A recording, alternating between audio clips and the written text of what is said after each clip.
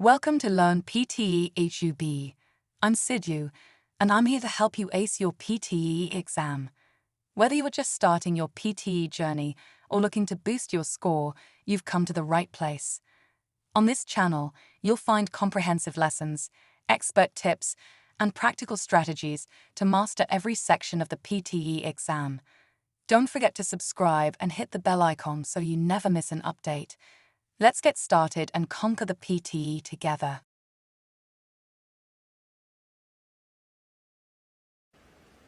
Too often in marriage, we make sacrifices and we demand them without reckoning their cost. But there is wisdom in looking at the price tags attached to our marital decisions in just the way that divorce law teaches us to do.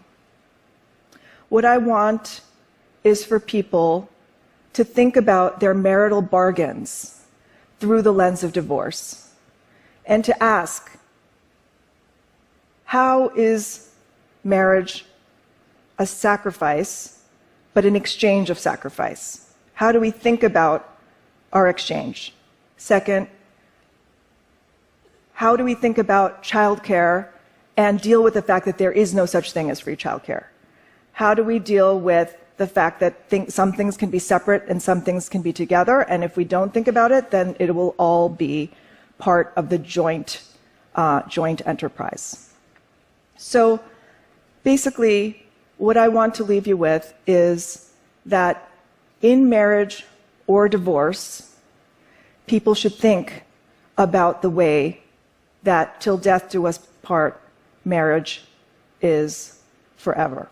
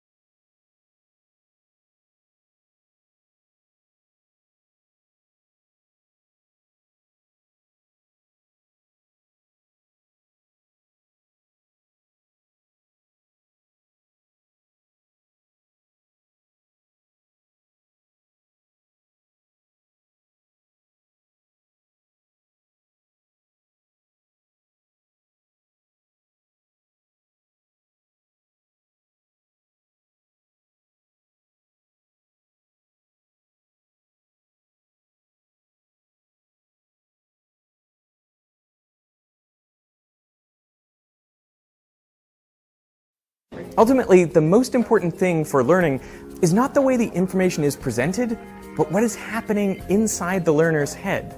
People learn best when they're actively thinking about the material, solving problems, or imagining what happens if different variables change. I talked about how and why we learn best in my video, The Science of Thinking, so check that out. Now, the truth is, there are many evidence-based teaching methods that improve learning. Learning styles is just not one of them. And it is likely, given the prevalence of the learning styles misconception, that it actually makes learning worse. I mean, learning styles give teachers unnecessary things to worry about, and they may make some students reluctant to engage with certain types of instruction. And all the time and money spent on learning styles and related training could be better spent on interventions that actually improve learning. You are not a visual learner, nor an auditory learner, nor a kinesthetic learner. Or more accurately, you are all these kinds of learner in one. The best learning experiences are those that involve multiple different ways of understanding the same thing. And best of all, this strategy works not just for one subset of people, but for everyone.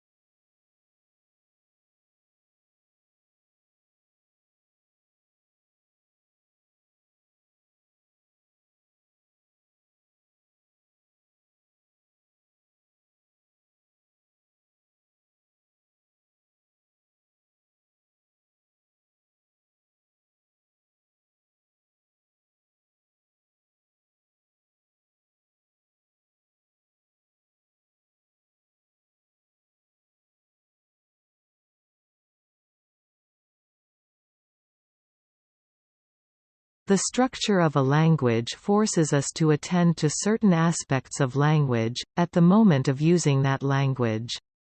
It's known as the thinking for speaking hypothesis.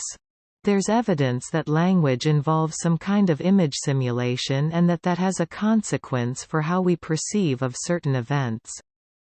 Color is quite a complex property of a visual world. Your brain is decoding color in quite a complicated way. So you have many languages that have a term to denote both green and blue, and typically we call this a GRU term. You find this in languages like the Himba, for example, in the Namibian plains. In this experiment, we asked participants to look at the color tile, and then after 30 seconds we show them the full array of colors and we say, "Now, pick the one that you just saw." And it's a very difficult task if you're an English speaker, but a Himba speaker can do it like child's play because that color is central to them. You simply cannot recognize colors that are not easily encoded in your native language.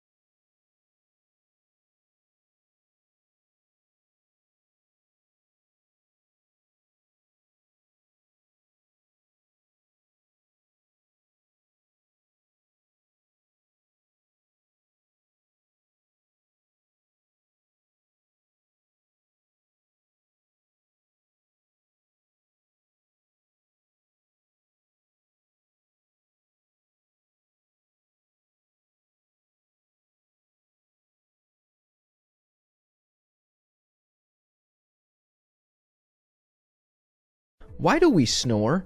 Is there a bigger issue? Well, it's quite simple, really. People snore when they're having a really boring dream, or when I'm doing my stand-up routine. See, lights out. I'm still working on the jokes. But for real, Mayo Clinic defines snoring as the hoarse or harsh sound that occurs when air flows past relaxed tissues in your throat, causing the tissues to vibrate as you breathe. People can snore due to a variety of reasons. Allergies or a cold might do it, as well as alcohol consumption or sleep deprivation. A person's weight could also play a factor. Even just the anatomy of your mouth and sinuses could play a part. No matter the puzzle pieces that add up to a person snoring, it could be a sign of a bigger issue, known as obstructive sleep apnea, or OSA. Now, not every snorer has this condition, even if their snoring is chronic, but OSA could be a serious condition that should be addressed by a medical professional.